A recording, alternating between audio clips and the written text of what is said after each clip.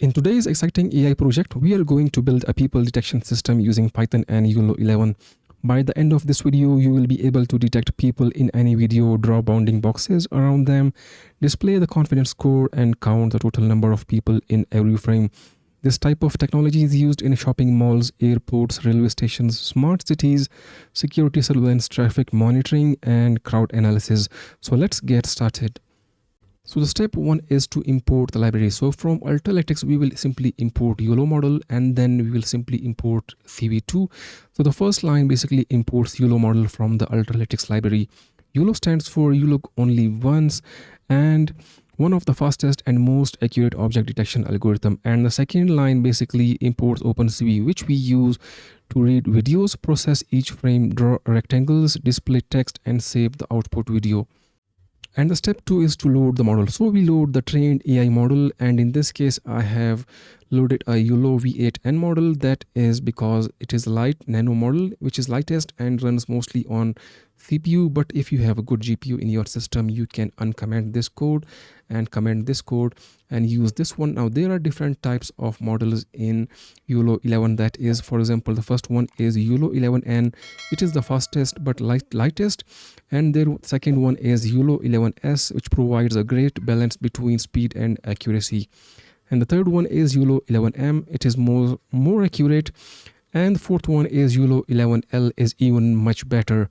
But the last one, that is YOLO11X, it offers the highest accuracy, but it also requires a powerful GPU. But for this tutorial, I'm using a lightest YOLO11N model because it performs well on most computers. And the step 3 is to load the video. So in this line, we simply initialize the path of the video file. And in this line, cvt.video capture, it basically creates a video capture object that allows OpenCV to read the video frame by frame. And think of video as thousands of images played one after another. And our program will process each frame individually. And in step 4, we check whether the video opened successfully or not. This is basically a safety check. So if the video file doesn't exist or cannot be opened, the program displays an error message and stops instead of crashing. And in step 5, we read some important properties. So these lines basically get the video's width, height, and frames per second. So we will use these values later when saving the processed video. And the next step is to create the output video. So these lines basically, we create a video writer object, and this saves every processed frame into a new file name called output.mp4. So without this section, we could only view the result on the screen, but would not be able to save it. And the next step is to read frames one by one. So we use this loop to run continuously until all video frames have been processed. And inside the loop, we read one frame, and that is, for example, let's say ret frame and .cap read. So the variable ret tells us whether a frame was successfully read, and the variable frame contains the actual image. If there are no more frames, we stop the loop with this lines of code. And now comes the exciting part. So we run AI detection, and this line runs the current frame to the AI model. Now let's understand the parameters. So frame is the image to analyze, and confidence is 0.35. That means only show detections which at least passes the 35% confidence. And this is image size. Increase the image resolution for better detection of smaller people. And verbose is equals to false, means hide extra messages in the terminal. The AI now looks at the frame and detects all known object classes. And in step 9, we initialize the people counter. So before checking the detections, we reset the counter, and this counter stores how many people are detected in the current frame. And in step 10, we loop through the detection results. So each result contains all detected objects in the frame, and now we access every detected object. And in this box, each box represents one detected object. And the next step is to check the object class. So every object has a class ID. For example, for a Coco dataset, 0 is used for a person, and 1 is used for bicycle, 2 is used for car, and 3 is used for motorcycle.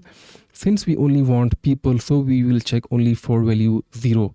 So here we are checking for if the class is 0, only person detection continues, and everything else is ignored. And the next step is to count the person. So every time a person is found, the counter increases by 1, and at the end of the frame, this gives us the total number of detected people. And to get the bounding boxes, these 4 values represent the coordinates of the rectangle. So x1 and y1 are the top left, and x2 and y2 are the bottom right corner. So these coordinates tell OpenCV where to draw the rectangle. And we read the confidence score using this line of code. So every prediction includes a confidence score. For example, 0.98 means 98% confidence, and 0.75 means 75% confidence. So higher confidence usually means a more reliable detection. And after the confidence score, we draw the bounding boxes. And using this line of code, this draws a green rectangle around every detected person. So the AI has already located the person, and OpenCV simply visualizes that detection. And we can also display the confidence score using this line of code. So this basically prints the confidence value above the rectangular. For example, if the value is 0.97, that means AI is 97% confident that the detected object is a person. And then we display the total number of people using this line of code. So for example, after processing all detections, we display the total count, and this writes the current number of detected people in the top left corner of the video. And this line stores the processed frame in the output video file.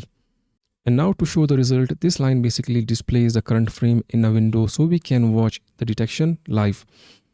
And in this line, the program is waiting for the key, and that is Q. So if you press the key Q, the program immediately stops. Otherwise, it continues processing the remaining frames.